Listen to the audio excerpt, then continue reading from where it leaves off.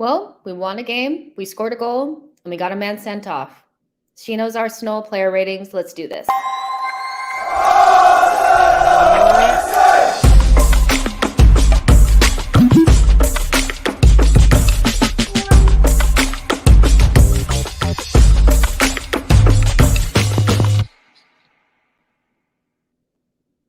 Hey guys, welcome to She Knows Arsenal. My name is Jessica. I'm your host. You can follow me on Twitter at JustSeniorTweets and at She Knows Arsenal. Welcome, welcome, welcome. We won a game. We scored a goal and we got a man sent off. Back to our old ways, it's the same old Arsenal every single time. But huge 3 points for the Arsenal today against a good Wolves side, we have to be honest, away from home, and a scrappy win that we 100% deserved. We deserved the 3 points. And it's nice to come back from a break and get back to winning ways. And there's obviously tons to talk about within this game. I think we were harshly reminded again that we need a striker, and there'll probably be a little section on Lacazette, Thomas Partey and Granit Xhaka, although they didn't get sent off. They did get yellow cards quite early in the match, but ultimately they pretty much controlled the match. Even though I do think Ruben Neves had a very good game and made a good account of himself, pretty much playing alone in his midfield position. And the back four that included Cedric was very solid. All of them had great performances. And then the goalkeeper, Aaron Ramsdale, he's back. And he saved our ass. So there we go. Great game and good 3 points. We're going to go ahead and do our player ratings, but make sure you guys like the video and subscribe to the channel. I'm going to go ahead and bring in my panel. Let's do this. I got George here, Souls, and Harry. It's everybody, you guys. We have everybody here this time. How are we feeling? Are we normal again? I'm calm. Yeah, I'm calm. I'm not calm. My heart is just still going like this. Like, I'm normally really relaxed on these things, but I feel like I've got a sugar rush or like those caffeine. You know, when you're drinking too much espressos and you're just like, okay, I'm cool.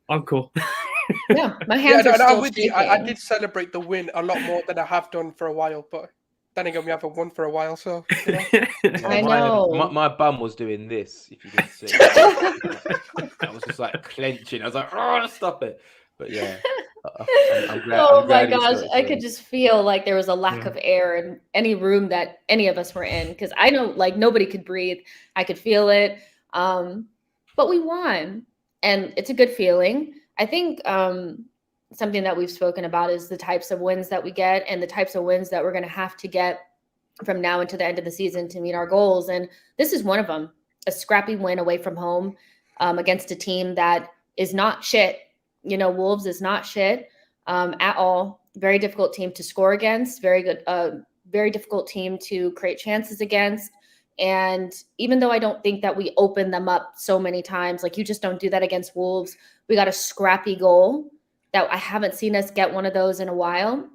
And we defended really well. And so this was a game that not a lot of people felt that we would win. I think most of us thought that it would maybe be a draw, something like that. But we came away with the 3 points. Souls, how big of a win is this for Arsenal going into the back end of the season? Oh, it's huge. It's even when you look at sort of Wolves' record, I don't think they've really lost anything. And even if they have, it's like 1-0. I don't think it's one of those. It's like when you go to Burnley. It's like you're not going to really batter them. You're not going to absolutely school them. Even though you may dominate the game and you might have a lot of chances and stuff, they're just solid. They're not second best defense for no reason. There's clearly a reason to it. The structure is good, the way they play the game, and the way they can also open you up, like with Trincao, Podence, even Raul Jimenez on his day can be a danger. Obviously, luckily today we didn't have Moutinho to play as well. Like him and Neves together make a really good midfield foundation. So there's certain things that did help us, but ultimately I think we carved them open enough times if we didn't have a so-called Lacazette and we had maybe the Vlahovic signing come in, we probably would have beaten them 4-0 because there were enough opportunities to put that game to bed. Ben White had an opportunity which Lacazette blocked. Lacazette had about 3, 4, 5, before the one-on-one chance to just shoot rather than just keep Cruyff turning in the box and, going forward, going back, going forward. Oh, yeah, now I'll pass it. And it was just, it started getting frustrating because we can tell evidently if we get a striker in, because the thing is, right, it's weird because if Xhaka wasn't a stupid player or he didn't have these mistakes in him, that midfield is nearly perfect. Like, it's not a bad midfield. It's just the mistakes in them. It's the lapses of concentration that they have that really lets us down, even in Partey sometimes. So it's just really cutting them out. But overall, I think for the season, because United lost, Spurs lost, and we need to capitalize on those opportunities sometimes. And luckily, we've got 2 games on West Ham. So whatever their results are, they just need to keep winning, obviously, to try and keep the pressure on. But we've got 2 games. So if we win those and we get the 6 points, we're far ahead. We don't even need to really worry about West Ham too much.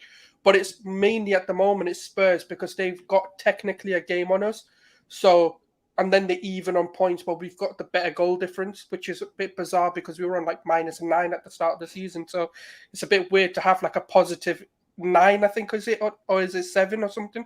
9. But, yeah, 9, yeah. So it's quite good. We're in a healthy position, should I say, when you look at the league table. Obviously, at the moment, it's sort of a false sense because of the games left to play. Even for ourselves, we've got a game in hand or 2 games in hand. So it doesn't give us a true picture yet. But it's a healthy position. No one got injured. It's just a 1-game suspension against Brentford, which is fine because we've got ESR. Fingers crossed, no injuries there. And yeah, I think it's healthy. I think we did finally capitalize on one of the opportunities. You know what though? Like if you guys haven't done so, you have to be a patron, but Arsenal Vision did a really good breakdown of the top 4 race and looking at the final matches for West Ham, Arsenal, United, and Spurs, and how we're trending, and defensively and offensively how different the teams are. And at the moment, data-wise, Spurs and Arsenal look like the better 2 teams to go forward and maybe get the 4th place spot. But not only that, Arsenal have a decent run-in where a lot of our other contemporaries have to play very difficult opposition away from home. So Liverpool away, City away, so we've gotten quite a bit of those out. And the teams that we have to play that are difficult, we play them at home. So this was a big one because we made up for not beating Burnley. So it kind of got us back to where we needed to be, and we capitalized on other teams dropping points. But what I want to do this time, because usually we go from the back to the front, I want to do it the other way around because the better performances are probably going that way, So, and I'm sure people want to get whatever they want to get out about Lacazette. So we'll go ahead and start there. But there's 130 of you guys watching. Make sure you like the video, subscribe to the channel. Harry, Lacazette, what did you think about his performance and what is his rating? I mean, it's like you could just copy and paste what you say about Lacazette every week, right? Works hard, brings other people into play, runs about, misses chances. And had it not been for some really good defending from Holding, White, Gabriel, and Ramsdale, that missed 1-on-1 could have proved fatal. And they're the sort of moments that, can make or break top 4. Luckily for him, we scored a goal before his miss and we kept a clean sheet. So you can kind of move on from it. But, I just don't know what to say on Lacazette that can provide any hope because he's 29, 30. His finishing is getting worse. His fitness is arguably worse. So it's just we just have to ride it out for the rest of the season.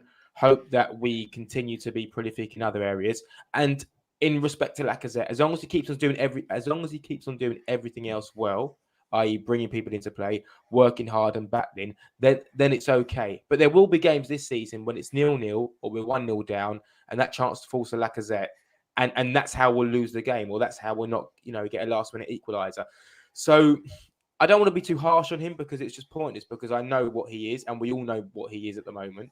That's a striker who does everything right A apart from score striker, goals. a Well, striker. exactly, yeah. So He's I a mean, false Like, striker. come on now. yeah, I think I'll give him a. I think I'll give him a 6 out of 10 because I thought he did okay. Apart from that chance, apart from that missed chance, I thought he did okay. Thought he made himself useful for the Gabriel assist.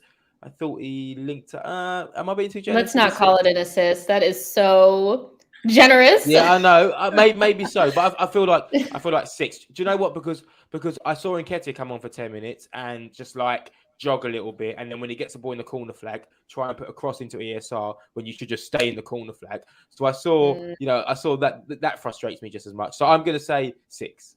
Maybe I'm wrong, but I'll say 6. George, you don't agree? Go ahead. No, I think he was maybe a 3. And the reason is I really didn't see him run beyond the 10th minute. And for me, even if you're not going to do very well in terms of the striking department, I think we all know that Lacazette is no longer the clinical person that he was. It's strange too, by the way, because his shooting technique was among one of the big positives of him coming in from Lyon. Like, it wasn't something that he struggled with, but that seems to have completely gone. And when you aren't contributing to the team in that way, and you are coming deep and you're doing this kind of vibe central striker role where it really is a midfielder and he's coming in, at least make yourself secure. At least make the right decisions. At least support your strikers that are going in through the middle. Like Gabriel Martinelli had a beautiful run. He goes past 5 or 6 people. He's looking to the left, passes, and Lacazette is not going there. So he's not supporting his attackers. He's not really affecting play in the middle third. He's not even secure. So for me, he's actually a detriment to the team at this point, because right now we're playing with 10 men already. People said that, we got to 10 men with the red card.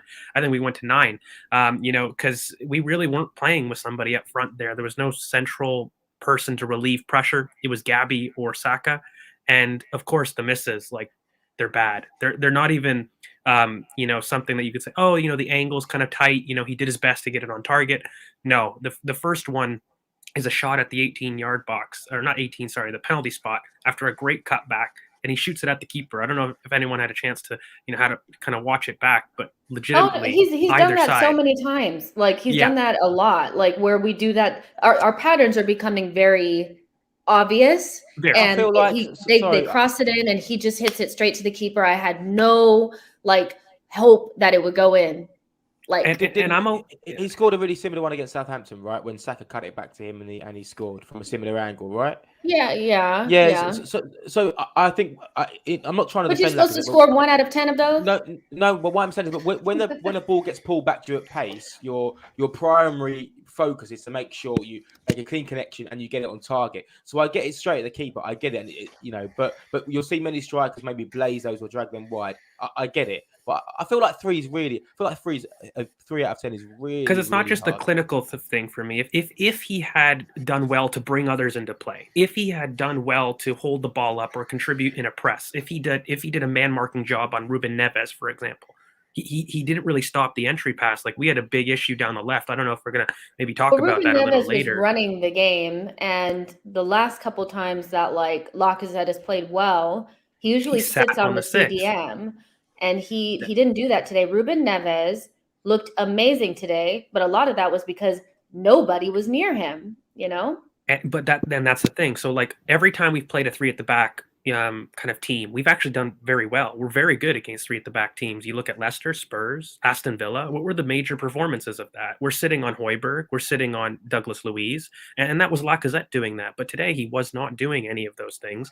And the issue that I've got is, even when he peels wide, he no longer offers a cross into the box of finding somebody. I'm trying to search for a redeemable quality. And for me, that's the struggle with what I have. I think he was really poor. I will be fair. I think Tierney was worse. I'll be honest with you. I think Tierney had a really bad game. It was probably one of his worst games I've seen in an Arsenal shirt. But Lacazette, for me, he just wasn't a factor after the 10th minute. He stopped running. And I've said this before kind of, on stream here, where there's 2 Lacazettes. There's a home Lacazette and there is an away Lacazette. And for me, it's just about understanding we've got 6 months left of this person who is an important part of the squad. We have to use him in the right way. If it's a physical transition game away from home, he's not starting. It doesn't matter if you're going to replace him with another striker who's not clinical. At least give me legs, because right now he's not offering himself as an option between the lines, and that that's the biggest thing for me. It's not so much the clinical part, which it does frustrate me, but I know he's not clinical. At least if you're not clinical, do your job as the vibe midfielder that you're supposed to tell, or at least I'm told he's supposed to do. Because I think right now it just wasn't a very good performance. So yeah, maybe it's harsh. Maybe you want to bump it up to a 4, but definitely not anything less than average for me is fair, because I don't think I look at 5 as an average. So if you just showed up and you didn't do anything wrong, I'll give you a 5. But I think he was actually poor. So yeah. Souls, quick word on Lacazette and It's rating. games like this where I wish we did trigger that release clause for Isak, because the reality is, right, Isak can drift into that left-hand position to kind of cover for Martinelli if he does drift into the middle, especially if we look at that Martinelli run that he made when he took on like 4 or 5 players. Isak would have been there on the left-hand side to give that supporting role.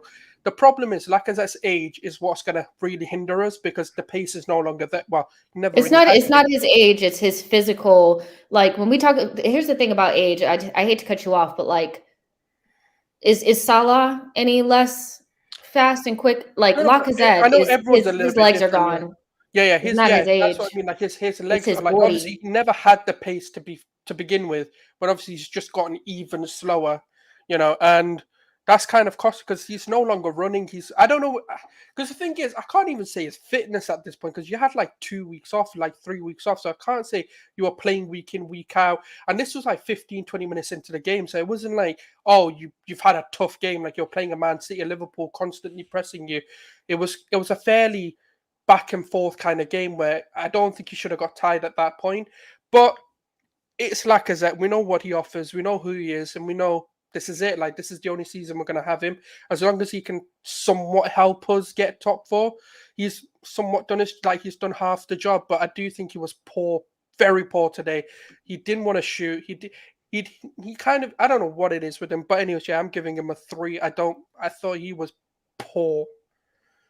Even if he just shot a few extra times instead of trying to pass it back to, Saka, I might have bumped that up or said, yeah, maybe it's a 5.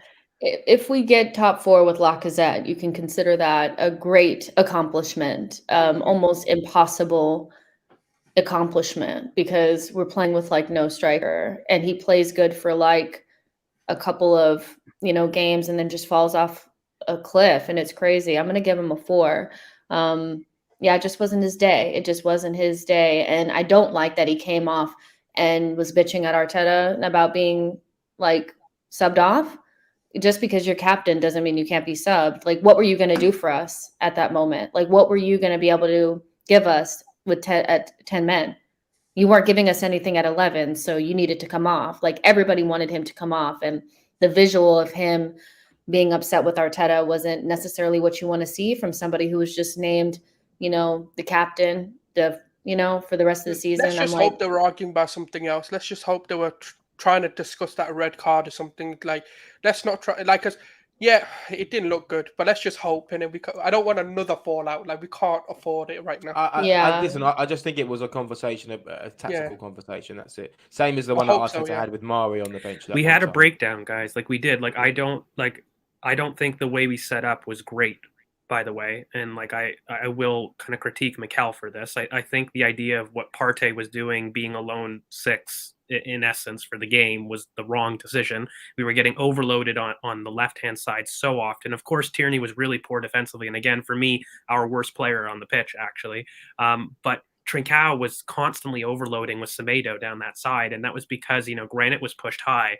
And for me, we were leaving spaces in behind that midfield. Now, for me, it was clearly a tactical instruction for us to stay high. And, he was pressing Neves, but that was the wrong move for me. We had to have him drop deep. And I wanted ESR to come in a lot sooner to offer that kind of release outlet, because again, Laka wasn't really doing it. I feel bad for ESR, because he only seems to now be able to come in when we're down to 10 men, and I don't think that that's a good representation of what he could be giving us. And that's why I'm not glad that Martinelli got the red, but I am kind of like, okay, well, this is to give ESR a good chance, because I mean, he's come in almost every single time he's come in the last couple of times that we're down to 10 men. You can't really do anything. But let's talk about, let's go ahead and get the Martinelli conversation out of the way, because I do think that Martinelli was having a good game, by all accounts. I mean, it's difficult because our wide men are our most important players. They're they're kind of the players that break us through into the offense. And,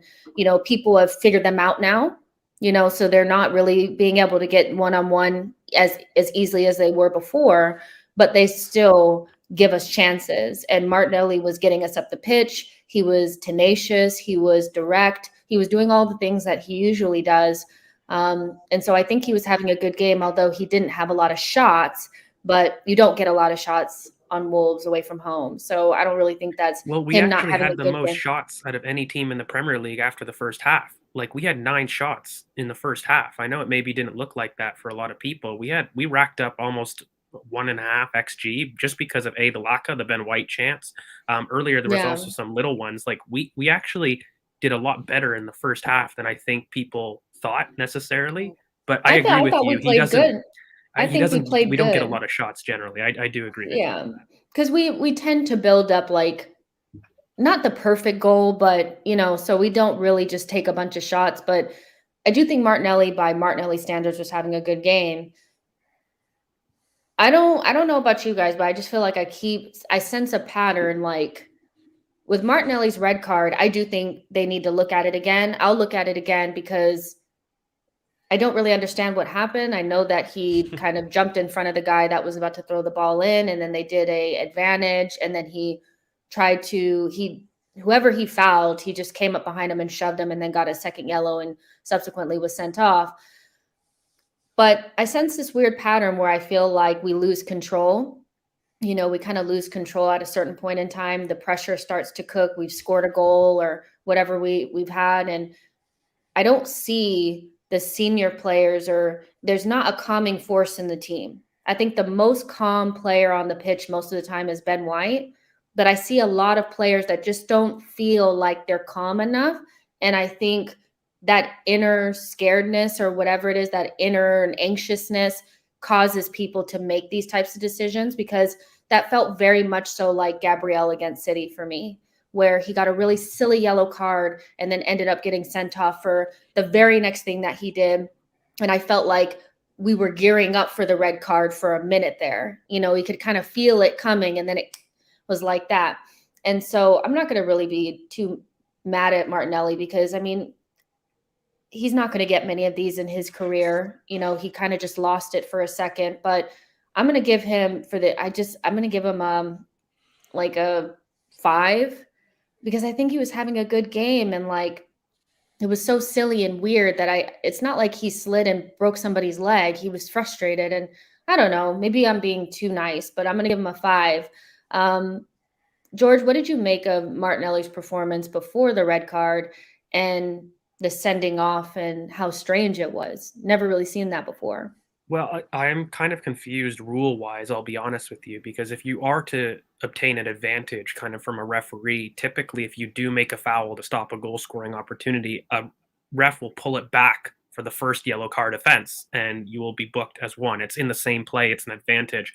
I've never understood. I've never seen a double yellow card like that in the same play. I've never understood that. And in fact, like, I had to look at the rules, and, I kind of sent something in our WhatsApp, kind of group chat about it in terms of the rule. And it says the same thing. Like, when you're playing advantage and you deny a goal scoring opportunity, you don't get a second yellow. You get pulled back and you do the first yellow card, because Martinelli will never go and make that challenge under the context he's on a yellow. If it gets pulled back, he would never make that challenge. So for me, it's strange. Individually, they are yellow cards. Like, if I look at them in isolation, throwing on the throw in, and of course that, in transition, they are separately yellows, but they're the same play. They're advantage. So I've never really understood that. But in general, in terms of his performance, I thought he was really, really good in the first half. I think he tailed off probably in the last, 10, 15 minutes of that half, but also in the beginning, he did kind of lose his influence. But I think that was also mixed with Wolves kind of gaining momentum and us kind of losing momentum too. Like, to start the second half, we were really quite poor. So I don't know if that was him specifically, but he had an immense run. And he was constantly an outlet. Like, Ramsdale kept looking for him as an outlet, and he was doing an excellent job relieving pressure, something that, I would want, Saka and, our final third players to do when you're camped in and it's a transition game.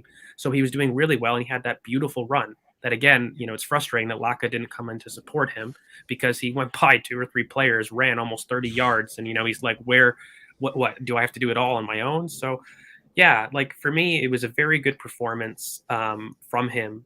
I don't really blame the yellow cards too much. It's a rush of blood. He's young, and it sucks. But at the same token, he was our release valve for a majority of the first half as well. So for me, maybe 5 is fair. I'd probably go like a little bit more. I don't know if it's biased, maybe like a 6 for me, because he was really good and one of our better players in the first half. So if you're poor and then you're really good, for me, it kind of evens out a little bit above average. But yeah. Nothing worrisome. And it's only one game as well, because it's the 2. So that's one of the good things. It was 2 yellows and not a straight red. It is only one game. So it's just Brentford. But yeah. And we have Smith Rowe, which is a good thing. And yeah, we'll definitely, I don't think anybody's going to be super harsh on Martinelli, but Enzo makes an interesting point. So I thought that we had kind of, when I say lost control, what I mean is like it started to get chippy out there and we let it consume us a little bit. You saw Gabriel was getting a little like doing his thing. You guys know what I mean when Gabriel starts doing his thing. You kind of know he's like, okay, you need to calm down. And so that's kind of what I felt like was happening. But Enzo is saying we were trying to be streetwise and it backfired. Do you kind of think that that was a part of it, Harry, that like we were trying to time waste and Wolves were getting frustrated? We started time wasting quite early. Do you think that Wolves got frustrated by us doing that? We got frustrated by the way that they were playing us, and it kind of just all worked together for Martinelli to get frustrated in that moment? And what did you think about us trying to waste time with like 30 minutes to go? I mean, listen, I liked it. I was at the Emirates 3 weeks ago when Burnley were wasting time from minute 1, and no one got booked, I don't think, for time wasting. Nick Pope was making a cup of tea before a goal kick, repeatedly, nothing happened. Aaron Lennon, persistent fouling, took him an eternity to get booked. Eric Peters, persistent fouling, took him eternity to get booked, if he even did get booked. So I quite liked it. I was just reading a WhatsApp from my friend earlier during the game who said we're not clever enough to be playing this way. But unfortunately, it's just about, referee's perception. If a lesser club does a bit of time wasting, they get away with it. If the bigger boys do it, you probably won't get away with it. I like the fact that we were doing it. I noticed it even throughout the first half. I thought we were taking a little bit longer on things. Even in the 45th minute, when there was a bit of added time, we kind of hovered around the corner flag for a little bit, took our time for throw-ins. I think it's something that we need to do more of. But unfortunately, it seems that the refs won't let us get away with it. Gabriel being booked in the 60th minute, I think, is incredibly harsh. Usually, a ref would go over there, give him a warning, and say, right, no more time wasting, play on. But the ref was keen to stamp his authority on the game. So, to be honest with you, I like it. I think it's a good trait to have. I think it's just about us, growing up and understanding that if we want to get over the line, we're going to have to play a little bit dirty. And not to make the link, but even when you start to look at things like the Kieran Tierney long throw, it's not something that you'd usually affiliate with Arsenal. But if we can add these little dimensions to a game, it might give us an upper hand. And on Martinelli, I'd give him a 6.5 out of 10 because I thought he was probably our best attacking player tonight. I think, for what it's worth, I think the yellow cards are just ridiculous, in my opinion. Firstly, it's a debatable foul on him. Then it's a rush of blood. I get it. But, I've said this many times before. The refs don't have to book every offence. Yes, they are 2 yellow cards in isolation. But then what are we going to do? Are we going to book every single player who makes a yellow card foul in isolation? There's no way we are a dirty team. We're not a malicious team. We make stupid decisions and we get sent off. We get punished. But in my opinion, we foul less than any other team. So we're not really a dirty team. Yeah. And you can look at it in a real black and white way and say, no, the ref's playing by the rules. That's his job. Martinelli was stupid, of course. But if Harry Kane makes those 2 challenges, there's no way he gets sent off in a million years. No way. If it's a nicer player with a nice reputation or a nice boy, they don't get sent off. So for me, I just think it's really, really stupid from the referee. So I don't even want to have a go at Martinelli because it's just a rush of blood to the head. And like George says, if he pulls up for the first foul, he doesn't go in the shoulder barge for the second one. So that's why we should appeal. I think that's why we should appeal it, because obviously the 2 fouls are probably yellows. If you can argue that, but if he didn't even know he had a yellow. He didn't even know. Yeah, so that's what's really, rough really on it. Yeah, it does. But anyway, maybe I'm being soft. Maybe I'm being soft, but it feels really Well, hard. well, I think this is a good question to have. And Souls, I'd like you to answer this. Rancid Pumpkin says, "Why do you forgive Martinelli for his stupid send off? If this was Xhaka, double standards." Assuming that you feel similarly to me and George and Harry, that Martinelli, he's young, it's just something stupid. It has to be looked at. Do you think that we should keep that same energy that we do for Granit Xhaka? Because I mean, I am going to forgive Martinelli quite quickly, but that's because Martinelli hasn't done this before. No, I agree. I think obviously the thing is today it's not really about forgiving him. It's just more like I'm disappointed in him because after that first one, the thing is, and most players don't go and do the second thing, so that's probably why we've never seen this bizarre situation. I mean, it's probably rare that the same player goes and just does what Martinelli does. So it's look, he's young, he's learning, obviously it's a rush of the blood moment. It's not right. He needs to learn from it, but that's the difference. If he comes back and he learns from that and he doesn't do it again, then you can forgive the situation. But the thing is, Jacques has had how many red cards? He's had like 8 or 9 in since 2017. He's had so many red cards. It's like, oh, there's another red. It's like, oh, no surprise there. And that's the big difference. It's not if it's one time, 2 times, like even with Thomas Partey, for example, and his red card that he got coming on, the reason we forgive it is because it happens so rarely that you can forgive it. And you're like, you know what? The player does learn from their mistake. Yeah, exactly like O'Malley said, like Jacques has got a track record. The first few times Jacques got a red card, we probably forgave him. I mean, I wasn't on YouTube at the time, so I can't really tell you what I actually thought. But I've got no receipt, should I say, of what I thought. But most of us probably went, all right, you know what, it's his first red card. It is what it is. But then when it becomes... We also didn't get punished for it. Also, we also need to take that as well. Like usually when Xhaka gets sent off, scored an own goal, right? we lose. We didn't lose. It's not even about whether we lose or we don't lose. I think that's a bit harsh because it is his fault. But then even Martinelli could have cost us the game by being sent off. Like whether we blame him for being sent off or not. But I don't think that should be the reason we forgive or don't forgive.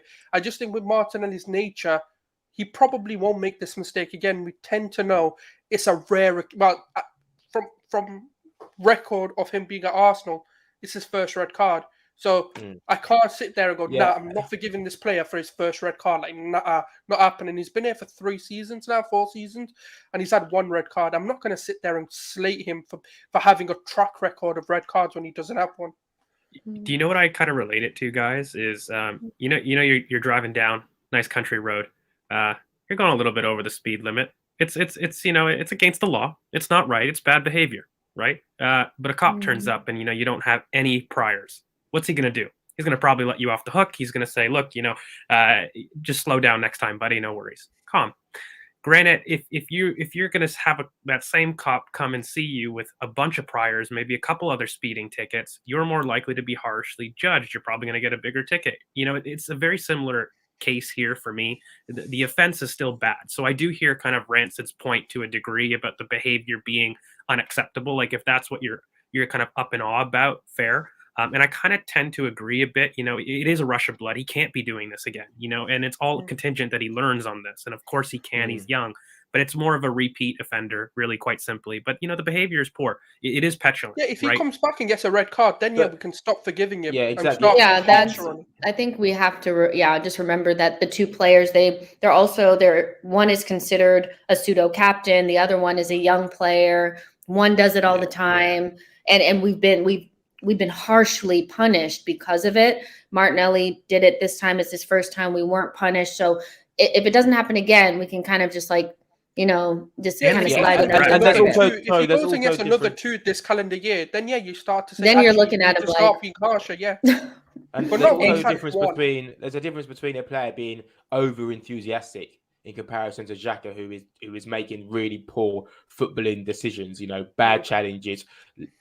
real like aggressive, grabbing someone by the neck. You know, they're different Yeah, to Martinelli, 100%. just so eager to win the ball back. So I think It's also a like you rep say, thing too, guys, right? Like perception. Like, look, let's make no mistake. Like, as much as Granit gets yellows and reds, a lot of the reason is also perception of who Granit is, as a player as well.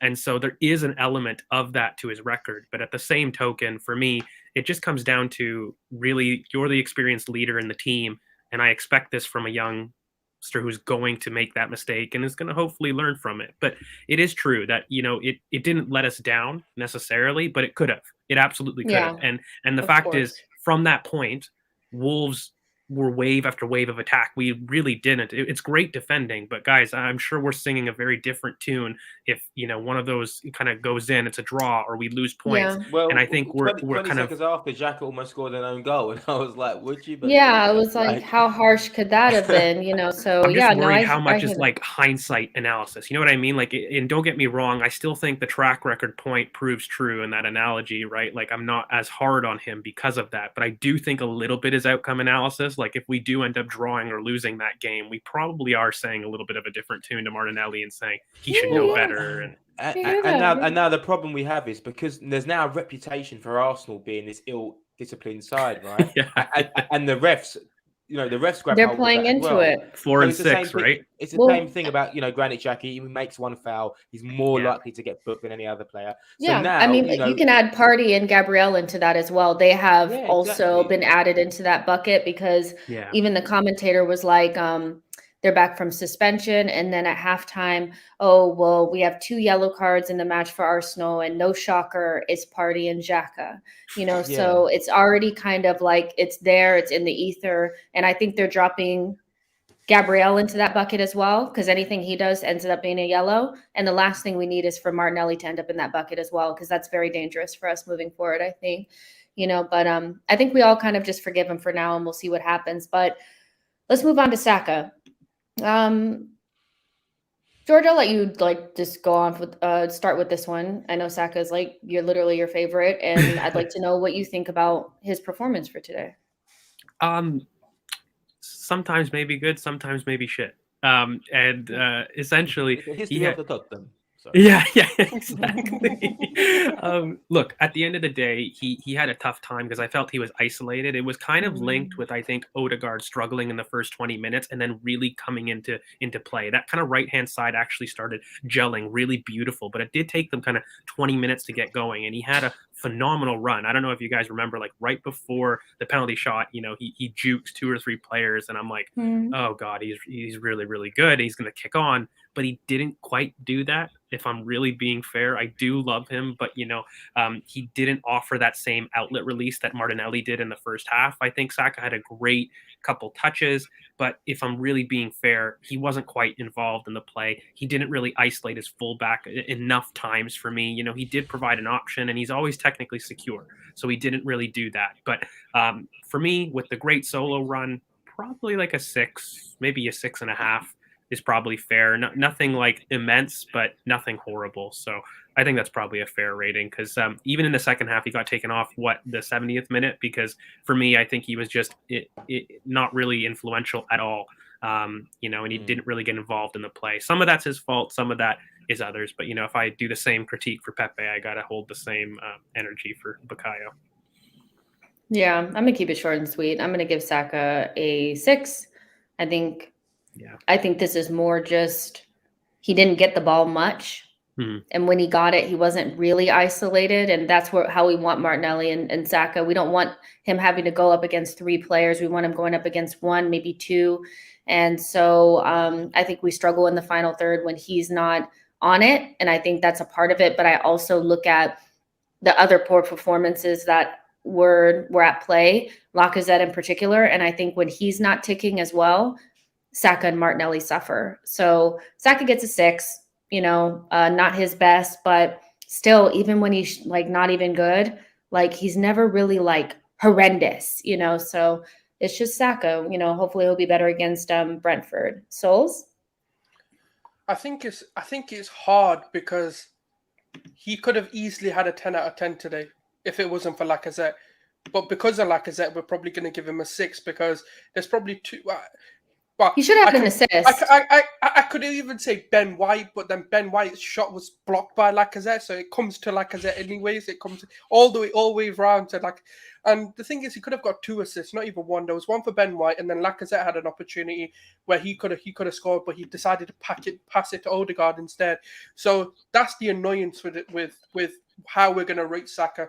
So I do agree with the 6, just because of we can't give him the assists he should have gotten, because they weren't assists. So it's annoying. But I thought he played well. I thought he held his own in a way. Every time he got the ball, he didn't really do anything that you were like, oh my God, Saka, why did you do that? I thought him, especially when Odegaard started ticking, I thought that's when the game really turned, and that sort of perfect goal we were looking for started to really become a reality. And yeah, no, I'd say a 6 for Saka. I thought it wasn't his fault why he looked so bad. That's the way I put it. Harry, DC or DJC Drum says that doesn't link as well with Cedric as he does Tommy. Do you think that not having Tomiyasu was a part of why maybe Saka didn't play as well, or do you think it was just Saka on his own? I think a little bit of that. Cedric's a pretty one-dimensional right back, right? Just overlaps and, gets the ball, then puts in this, just this hit and hope cross rather than looking to link up with Saka. So I don't think he has the same understanding as he does with Tomiyasu. But like Sol said, I thought he linked up with Odegaard a few times quite well. So yeah, I think it's a little bit of Cedric, but then I think it's a little bit of just overall setup. And when you think about it, I didn't feel like we dominated possession for long periods of time where we could repeatedly give the ball to Saka and let him get at the fullback. We didn't feel like Saka had many opportunities to do that. A few times, he got at the fullback and put in a good ball, but like you say, Lacazette missed a good chance. But I think most importantly, like George said, even if Saka doesn't have an incredibly productive game, what I like about Saka is that he'll, in most cases, always keep hold of the ball. Every pass is the right pass. There isn't anything too expressive when it doesn't need to be. When we're under the cosh a little bit, he retains the ball well. So I think just in terms of his maturity, his understanding of the game and the opponent, it is always a plus. So even when he doesn't have a game where he's getting loads of assists or loads of shots off on goal, I still think there's an understanding. If you go back to players like Walcott, who were, sometimes just with the ball so careless and just didn't keep hold of it when you needed to keep hold of it, whereas Saka just always gives us that reassurance with the ball. So I'll probably say a 6 out of 10. 6 out of 10. All right. Who hasn't gone? Souls? No, Saka. No, I've already said Saka. Yeah. Okay. So let's breeze through the midfield because they were just meh. We'll talk about Odegaard first. I think he took a minute to get into the game. He had some sloppy touches early. I was like, oh shit, you rusty. But then once he started ticking, we started going through the gears, and it's just so obvious. Like it's always the same. Usually the midfield pivot is there. If they play decent and they can get it to Odegaard can get it to Saka and Martinelli, and we do just fine. It's just we were missing that Lacazette piece really, but it was what it was. I'm going to give Odegaard a 6. Like I thought he was just fine, above average. Didn't do anything spectacular, but did the normal things. And so, yeah, I'm good with giving Odegaard a 6. Harry, what do you think? Yeah, I'd say the same. I feel like, the setup or the instructions from Arteta were different to what we usually see. I can't remember a ball from Odegaard to Kieran Tierney, for example, or Odegaard kind of moving from that right-hand side channel. He was almost relatively fixed there. So I felt like it was just a little bit of a system performance from his perspective. He was in his position. He got the ball. He used it relatively okay, but then he kind of fizzled out. So I'd probably say a 6 out of 10. Like you say, without that double pivot of Partey and Xhaka, I just think he gets less of the ball, which is obviously maybe a plan for today's game, and it worked in that sense. But I'd say a 6 out of 10. If Gabriel doesn't score that chance, then you're a little bit more critical on Odegaard because you're saying, right, you are our creative midfielder. What did you do to get hold of the ball and put a stamp on the game? What did you do to really, really show yourself, away from home? And then you can be a little bit more critical. But I felt like his performance was almost part of a sensibility to our approach, which was just make sure we're not too expressive, make sure we're not roaming too much, and just stay in your position and make sure you use the ball well. And I think he did that to a certain extent. So I'd say a 6 out of 10. All right, George and Souls, I need you guys to go super quick with these two, or with Odegaard.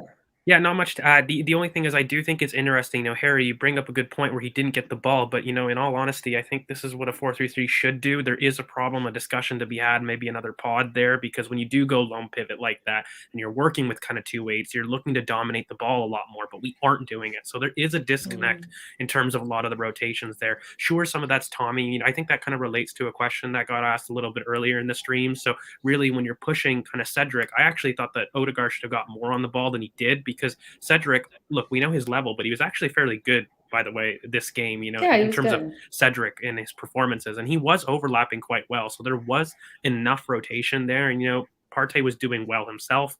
So I did expect a little bit more. But again, he was pretty anonymous in the first 20 minutes. And then he grew into the game and then fizzled out. So, yeah, I think 6 is really fair because he wasn't average, but he wasn't good. So, yeah, that's a good ranking. Souls? I actually thought he was good. I think you love Odegaard, Souls. You love Odegaard. No, it's not even that, man. I just think people expect all these flicks and tricks and like this beautiful ball, this killer ball. And I think the thing is, if you take Odegaard out, half of most of the good stuff we did doesn't happen. But it's just the thing is, he makes it simple, so simple that it doesn't even look good, and that's the problem I have. And I think when you look back at this and you look at what Odegaard, like just in isolation, watch Odegaard and what he offers the team, you start to realize actually, even though it's such a simple pass, if he doesn't make it, some of those chances don't get created. And I think that's my annoyance, because I think I like those players who go unnoticed or do the things that go unnoticed, like a Busquets, like certain players who don't have that flair and that trickery. And I think it was a 7. I do think a lot of what we do doesn't happen if we don't have an Odegaard-esque player or an Ozil-esque player in that team. And that's the reason why I'm going to give him a little bit more than a Saka. All right, cool. I do like Odegaard. I think we just don't tick the same when he's not doing his thing, so there you go. But let's go with Xhaka and Partey together. I like to rate them together because, they're a little partnership in there. We always look better with them, but they both got them yellow cards. And I was like, oh, don't do it to us, guys. Like, please don't. But I thought they were good. They're so like solid and reliable in that way, and keeping our structure.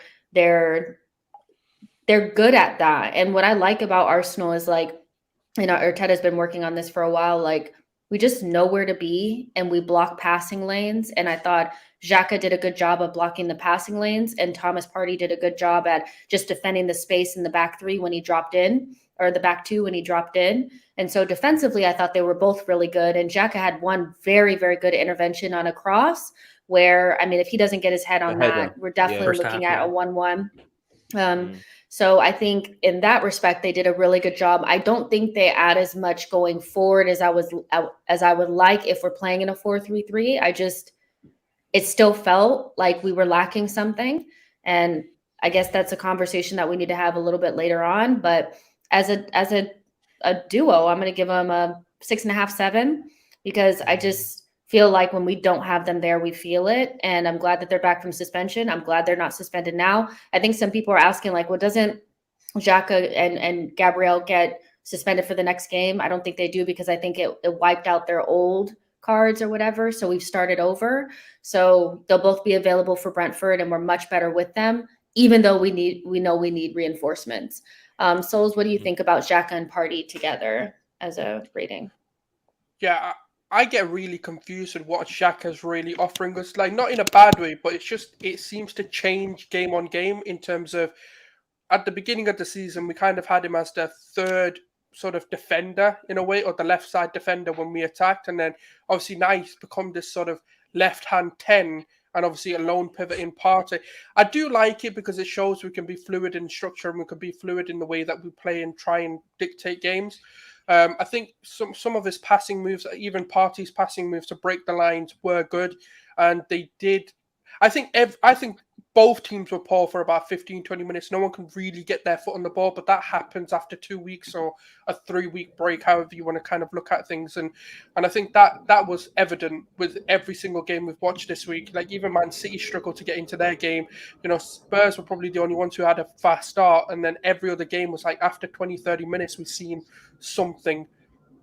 So yeah, no, I agree. 6.5, 7. I thought they dictated the game, and they didn't get a red card after getting a yellow card quite They early. didn't get a red. No, but it was so early in the game. It was in the first half. They both got a yellow, I believe. So it's just I was so surprised that they seen 90. Well, yeah, they did see the 90 minutes, and they didn't get a red card. I was like, oh my god, jeez. Okay, they did learn something. So yeah, no, gotta be proud of that. I don't know. I thought it was a little hard. I thought Partey did very well in this game, especially defensively. And look, they win the second balls, and I think the big thing for me is there was a structure issue for sure. Like I think that I've said for a while that I don't think Partey's a 6. I've been very vocal on that kind of since the summer, and I think that every time that we've done this, where we isolate him in that 6 role, it's not to his benefit. But for kind of the first time in a while, he was really secure technically in this game, and he was very good defensively, very good, and the both of them were. I think we do hammer them as a duo for experienced players not being disciplined, and they were on 2 yellows, and I think it is a benefit that they were able to kind of rein it in, and it isn't easy, especially on a referee that's trigger happy like that, by the way. And in a game where we are down to 10 men and you're constantly facing Wolves attacks, like they did very well to control situations despite all of the nerve wracking, and I'm having heart palpitations. If I really were to rewatch the game, I guarantee you there weren't many great shots. If you look at, kind of Wolves and you look at the locations of them, there's a lot of crossing, a lot of great crosses in the box. Rob Holding did excellent defending them, but together those two were responsible for limiting Wolves to kind of poor quality shots. So, and I think that's what they give you, even if you're not great in possession, and there may be reasons why, you have total second ball control and you just won't concede.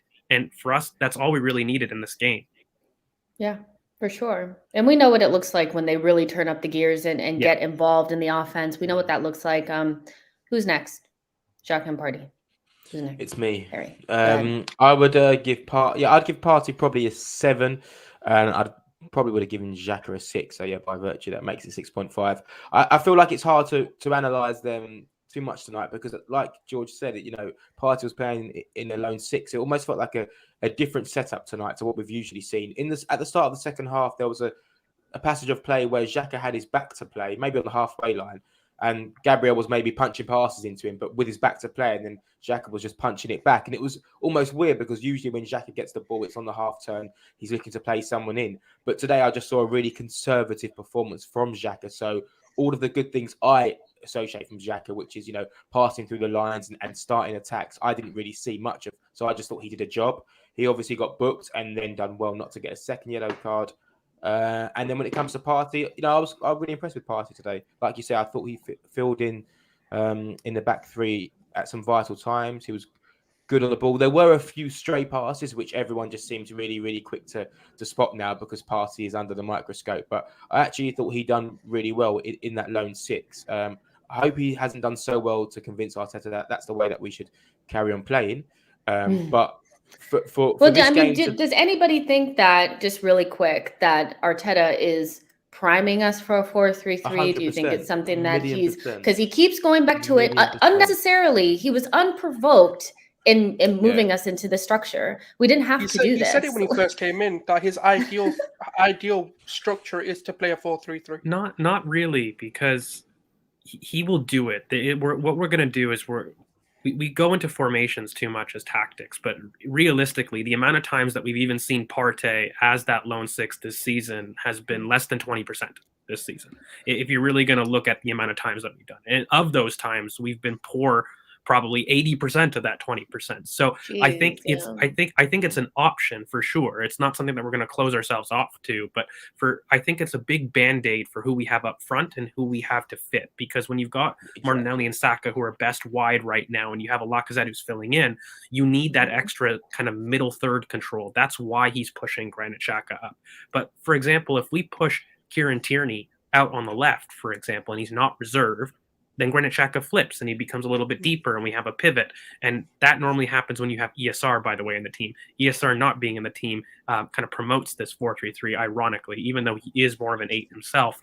It's just how we use these rotations. So I think it's definitely an option that he wants to use, but I'm not convinced that it's something that we do going forward because for the most part, we are a pivot team and we look better as a pivot team.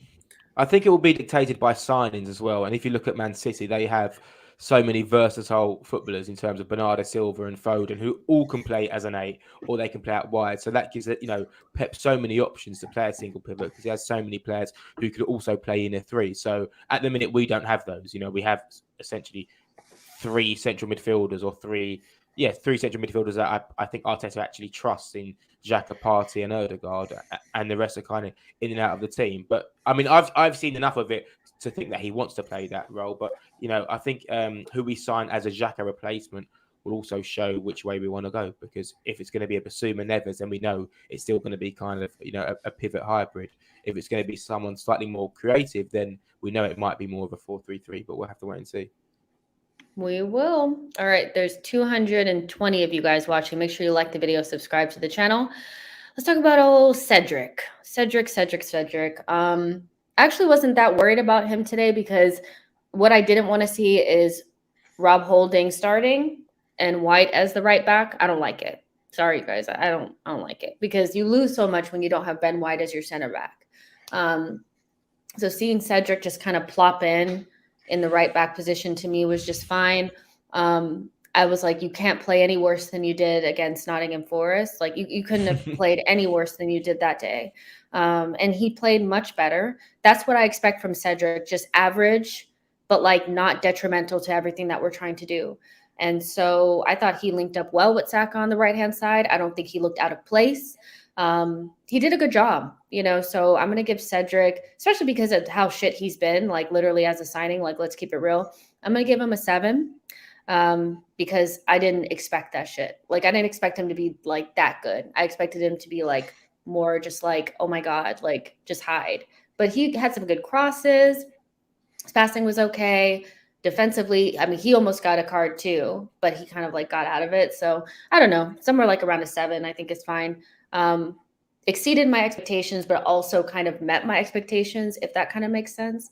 And so, yeah, good day for Cedric. What do you think, George? Yeah, it won't be too long. I said earlier in the stream, I thought he had a good game, and I have to be fair. Two of the people that I hate absolutely the most, Rob Holding and Cedric, had great games. Sorry, Harry.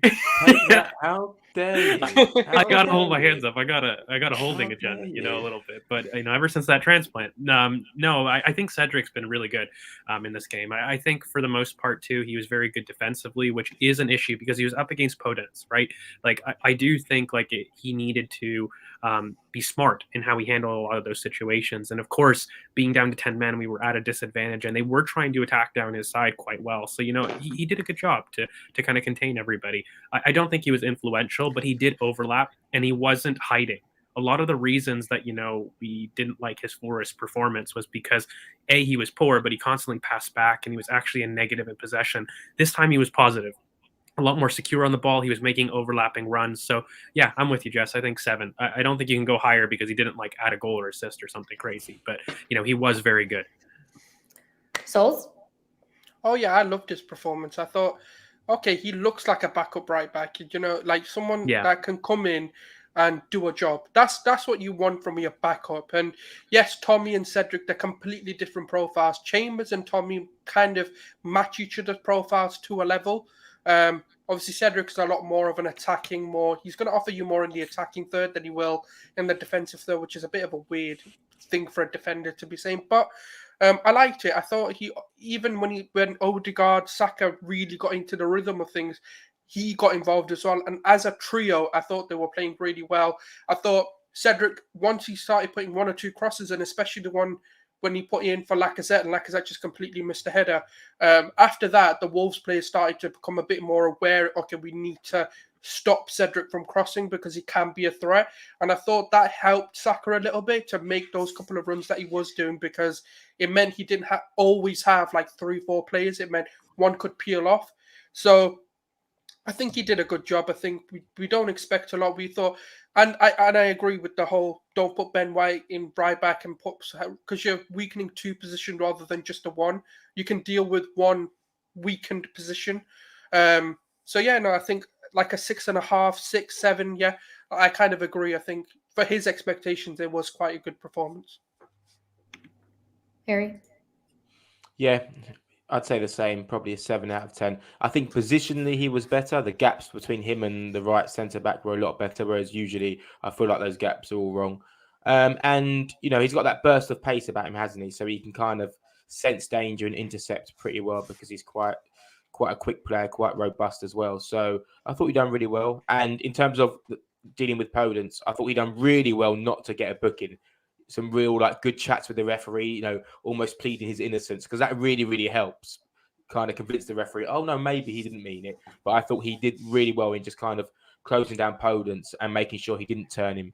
And of course, once you don't get booked, then you can almost make that third foul as well without running the risk of getting sent off. So yeah, I mean, decent, solid.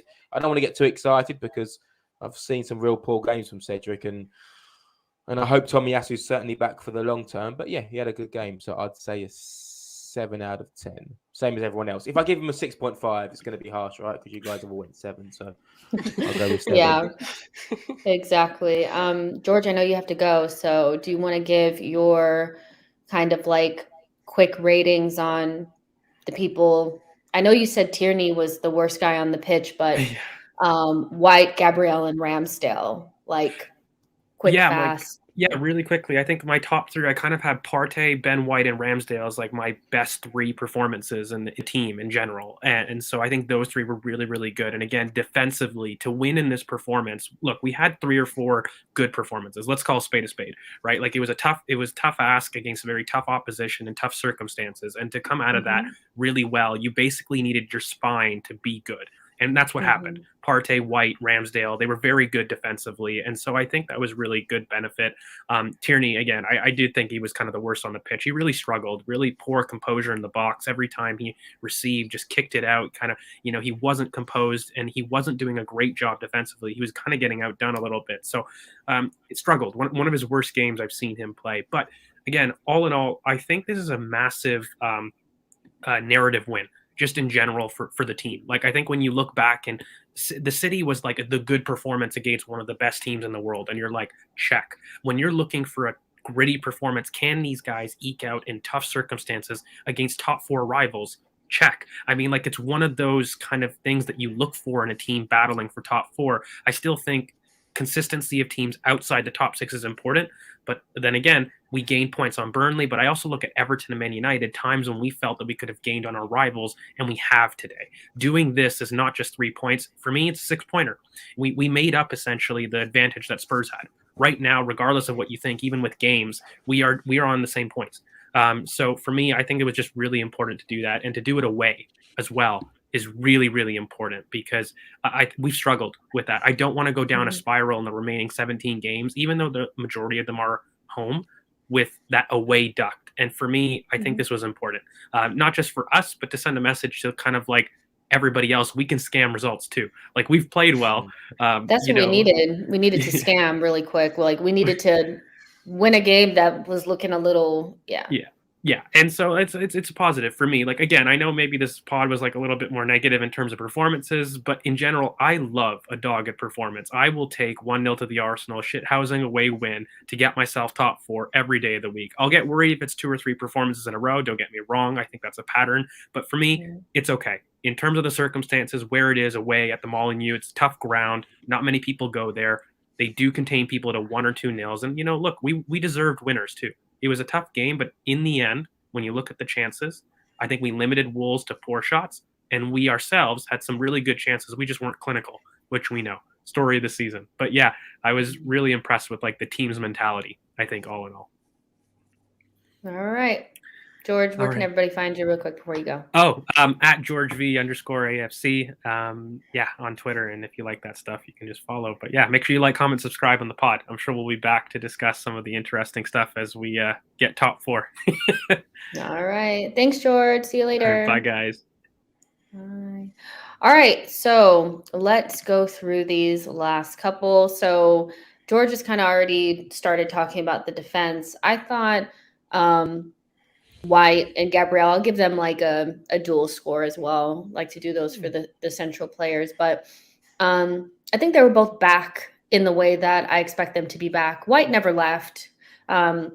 It's weird, the discourse on Twitter, Arsenal Twitter, about Ben White. There's people that are convinced that he's not good, and I'm just like, I don't know what your eyes are seeing, because he's one of our more calm people back there. I think he does his job well. When we go into a deep block, he does well. When we're trying to, be in possession and be the more dominant, team, he does well with that. And he did very well today. He's probably the only, well, besides Ramsdale, he's the only player for me that really had like a really good game, if that makes sense, where it was similar to his other performances. And he's kind of doing a Gabrielle, a little bit like how Gabrielle was at the beginning of the season, where it was like every single performance was like above a 6.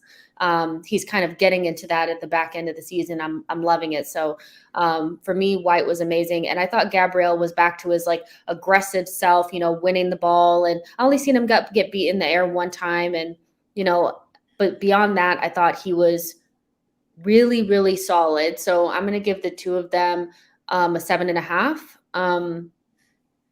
Two of the best players on the pitch, but I have to say, like, Gabrielle was more of a 7 and White was more of an 8. So it ended up being a 7.5, but a good partnership that we're used to seeing now. Souls, what do you think about White and Gabrielle? Yeah, my frustration comes with people saying Ben White can't defend, and I've seen that narrative being spoken about too many times. It's like, oh, I can't wait for Saliba to come in, and I can't wait for this. And I'm like, look, both players can be good. Both players can help us in different ways. But I hate when people start comparing someone who's doing it in the league you're playing in. We're not going to all of a sudden become a League One side. So let's stop doing that. Let's let Saliba come and let him cook in his own way. Let's stop with this whole, Saliba versus Ben White thing. Like, I don't like it. I really start to hate when the fan base start to split things that don't need to be split. We can appreciate having a good off the bench option or a player to come in those moments where Ben White can't play or a Saliba can't play and a Ben White comes in for him, But I just think Ben White's been immense. I think he's been arguably one of our more consistent players behind maybe Tomiyasu, just because Gabriel's had a bit of few off games this season. Ramsdale's probably been the only other one. So I think he does rank amongst sort of arguably in the top 3 players this season, behind maybe there's arguments obviously who the top 3 consistent players have been. And Gabriel today just looked like his former self again. What we know Gabriel to be, this sort of monstrous striker, the dominant one. And the thing is, as a pairing, they're just perfect. You've got one who's so technically secure, but can also do the defensive duties. And then you've got Gabriel, who's this like dual monster who can really take on a physical challenge, but then isn't the best on the ball, because there were moments when I was like, oh my God, really, Gabriel? Like, you could have done better there. But we know that's his thing. Like, he has those moments, doesn't he? But yeah, no, I just think as a pairing, though, they really complement each other. And I think Ben White, in a weird way, calms Gabriel down. Like, even though he's so aggressive and he's still got that, like, aggressiveness to him, it calms him down. Because last season, we've seen him, especially after he came back from COVID, start getting weird bookings and, like, yellow cards, etc. So, no, I agree. I think a 7.5. I just think that there's one player, well, it's pretty obvious at this point who that is, but that probably had a standout game. But yeah, no, as a pairing, I'd say 7.5 is probably about right. Okay, Harry, I know you have to go, so can you give us White and Gabrielle and your 2 cents on Ramsdale, because he's obviously like the man of the match?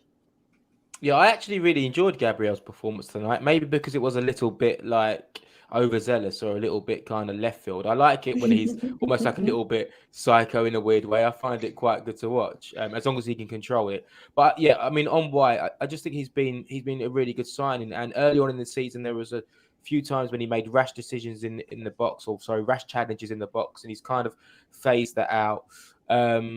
I just think he's been a really good signing in terms of someone coming in for a big price tag, and he's slotted in well. And let's not forget, I think that was our 11th clean sheet or 10th. But that's a real good return. That's a real good return. Yeah. So when we talk about the improvements that Arteta has made, and and the money spent, and is Ben White an improvement, or when we compare Ben White to Saliba, blah blah blah, you can't deny his impact on the team. Ben White has came in and he's made us defensively better. For someone that apparently isn't, so good in the air, he's actually quite good in the air, and we're clearly gaining from having someone who's so confident with the ball at his feet. It's totally changed the way we play, and when you combine that with Ramsdale, who is also incredible with his feet, it totally changes the way that we can play. So I think, as a trio, because essentially that's what they are now, right? They're the first names on the team sheet: Ben White, Ramsdale, Gabriel. They're who we need to be. They're who we need to play to make sure we are up there. I think as a trio, they've been brilliant, and Ramsdale today once again was great. When you go down to 10 men, there's going to be a lot of crosses in the box. We're going to be sitting deep. So you want someone who communicates well, someone who claims it, someone who times away, someone who uses the ball well, doesn't get a rush of blood to their head and try and play it to Nketiah because he thinks we can score. So I think, from Ramsdale's perspective, it's right up there for me. Probably an 8 out of 10, because he set the tone for a really, really strong defensive performance. Even Ramsdale was doing a bit of time wasting in the first half, which is what you want to see. It's really important that we got points from today's game. So I think as an overall trio, I thought they were brilliant. And hopefully it can continue. And like you say, they had their little wobble, in January. Ramsdale had his little wobble, but he looks back to himself. That 2-week break, he seems rejuvenated. And I'd probably say 8 out of 10 for Ramsdale and a 7.5 for White and Gabriel. All right. Harry, where can everybody find you? It's DJ Harry. So give me a follow if you want to talk football. And we've only got what have we got left? Like 4 months of Granit Xhaka to discuss. I assume he'll be gone in the summer. So follow me for some Granit Xhaka insight as well. All right. Thanks, Harry. Ciao, ciao. All right. So it's just you and I. So we kind of already talked about White and Gabriel. And now I guess we can give our 2 cents on Ramsdale as well. But Tierney, do you think he was as bad as George said, or did you think something different? What would you give him as a rating? The annoyance is, I've always thought he's been sort of, in terms of defending crosses, or from crosses coming in, he's always been poor for me. I've never rated that part of his game. So I guess if I'm going off of that sort of expectation route, I kind of expected that. It seems to be a common reoccurrence. Even if you go back and watch the games, I think once you kind of point it out or someone tells you this, you start to realize actually it's just as bad as it's always been. And I think today it was no different. I think defensively, he's not and this is harsh because I do think he offers us a lot and he is very well rounded. But there's moments where, as a fullback, he does lack a little bit. And I think that's just one of the. And the thing is, you can have one fault. I think it's a bad fault to have for a fullback, but it's one fault in his game. And I do think as time goes on, it'll probably won't affect us as much. But it wasn't a good performance, but it wasn't a bad performance. I do think we dominated more on the right hand side than we did on the left. So it's one of those. It's a weird one because we just didn't attack on his side as much. And when we did, it was more breakaways rather than we played on the left-hand side to bring Tierney into the game. So maybe when I watch it back, I may seem it differently, but I do think it's probably a 4. I don't think it was an average performance. I do think it was a bit below par. But I might look back and go, actually, it was probably just an average Kieran Tierney performance. But yeah, I'd say a 4 at the moment, but I do need to kind of look back at it because I just didn't see anything that you did. I didn't really think he was that bad. What I will say is that we've always known that Kieran Tierney, he's not an amazing defender because he's great one-on-one. He's a good defender because he gives 110%. So he'll put his body on the line, he'll slide, he does all those things. But his strength is going forward. And what I think today where he really struggled wasn't really defensively because that's just who he is. He's going to get cooked by good one-on-one dribblers. That's just his thing. He doesn't get out to the crosses. We know that. But where we need him to be better is in the final third. And he's lacking a little bit, but it may just be instruction from Arteta. Maybe he said, don't go as crazy as you usually would because we need to be like very secure. And so I'm not going to like crap on him too much. I think it was just a typical average Tierney performance where we're like, damn, like I just wish he would have been a little bit better, but he's never really been an amazing one-on-one defender. So we always knew he was going to struggle, and they did have the overload on that side almost every single time. So I'm going to give Tierney a 5. I just thought he was just average, and it was what it was. But let's move on to Ramsdale. I think like that's what I come to expect from him, is that it felt like he went into another gear once we went down to 10 men. Like we are not losing it. We're not losing this game. We're going to go with all 3 points. And that's what you want to see. Like that was a very leadership-like performance from Ramsdale, because he kind of took ownership of making sure that we got the 3 points. And it wasn't just him. Obviously, it was Ben White as well. The whole defense did a really good job. The whole team was in a good shape and all that. But Ramsdale made some phenomenal saves, and he just seemed to go into Superman mode. And that is 25 million well spent. And so I'm going to give him a 9. I thought it wasn't even the best performance I've seen him have.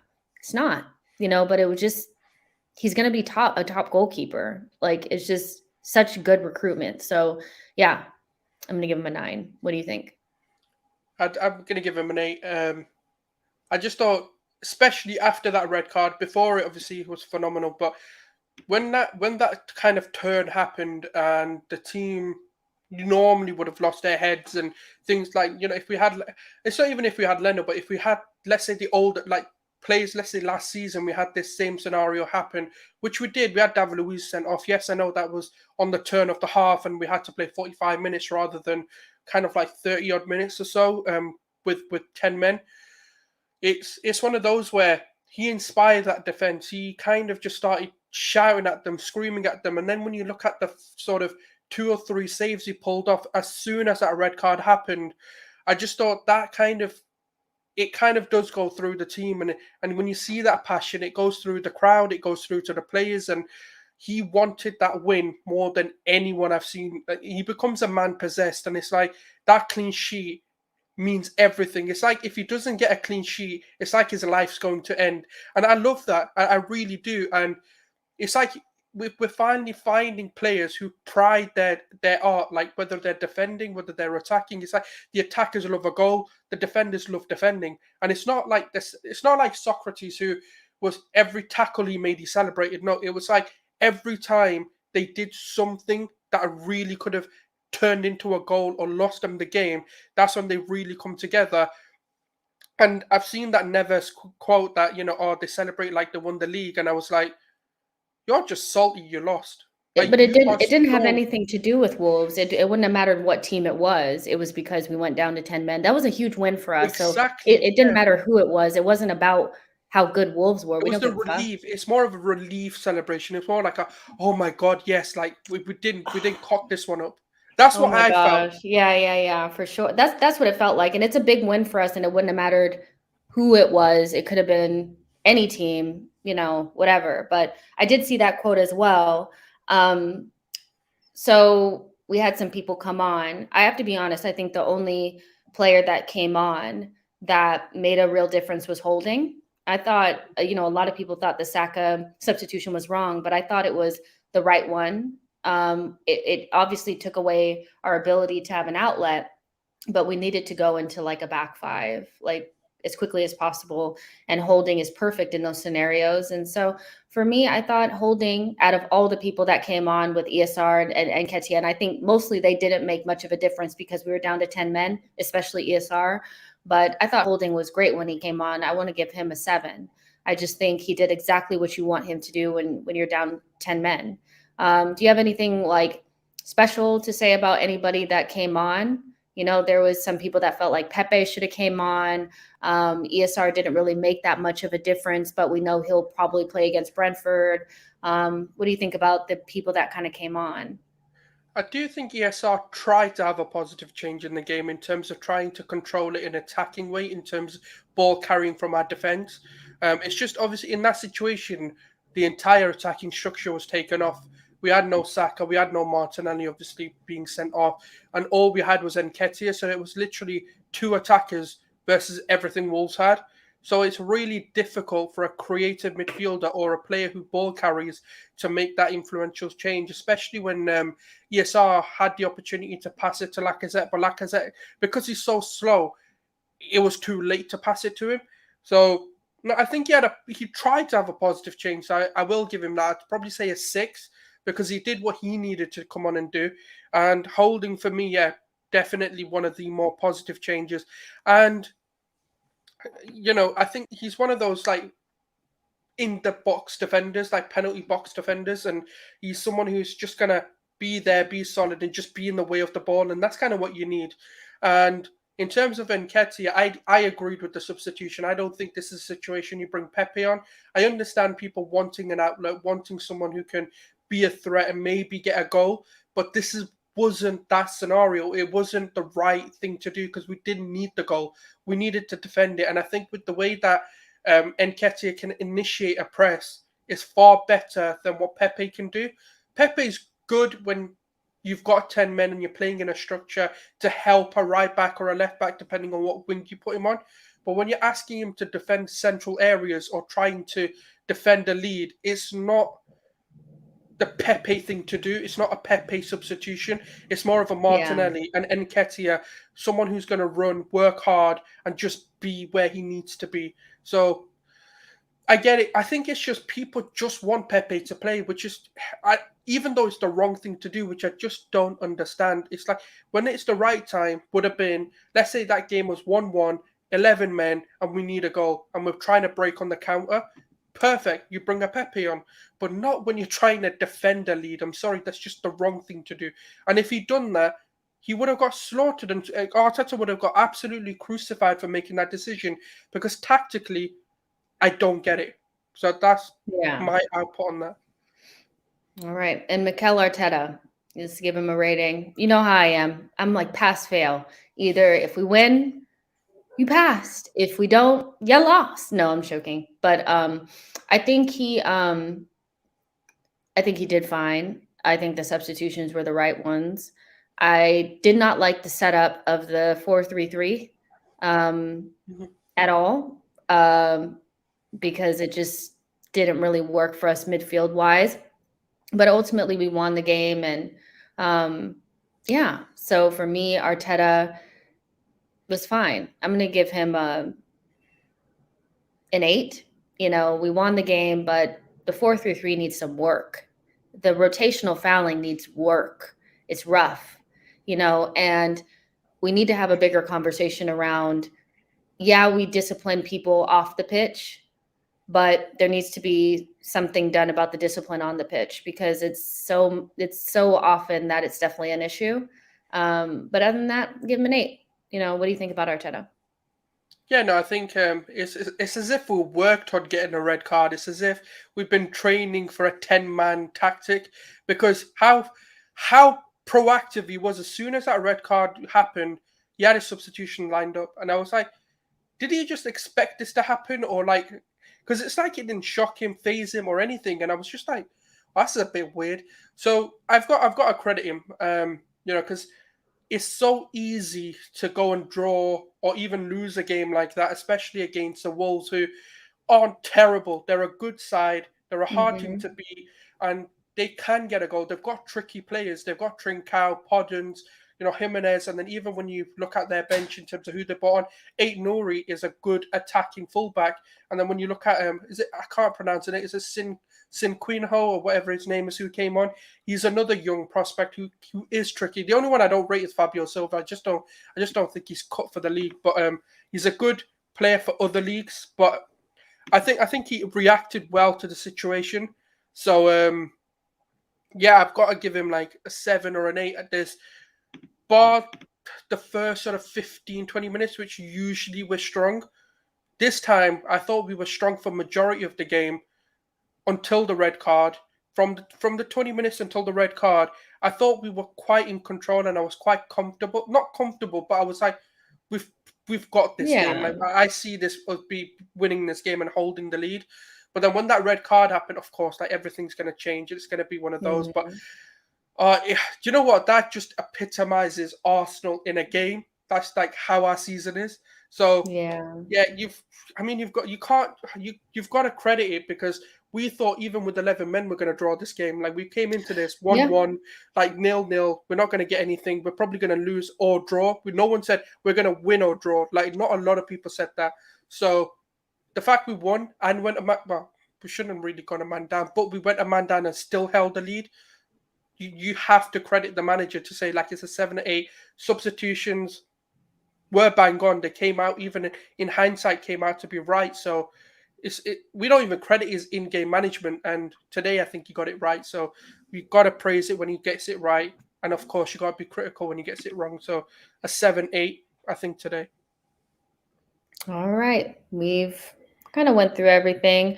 What I want to do is, because you guys, I do have to wrap it up because I do have to get going. But what I want to do is we'll have a more in-depth conversation about top four, how big of a win this was, Martinelli, the referee. I think there'll be some more about that coming out soon, because people are already talking about how crazy that was. But we'll do another show. But I will keep you guys updated. Make sure you guys are following me at Just Tweets, as well as SheKnowsArsenal, to get your updates, and make sure you're subscribed to the channel. Follow Souls at Gunnar Souls, and yeah, you'll hear him talk about Barcelona, cares about that, and Arsenal. And yeah, just make sure you like the video and subscribe to the channel, and I will see you guys in the next one.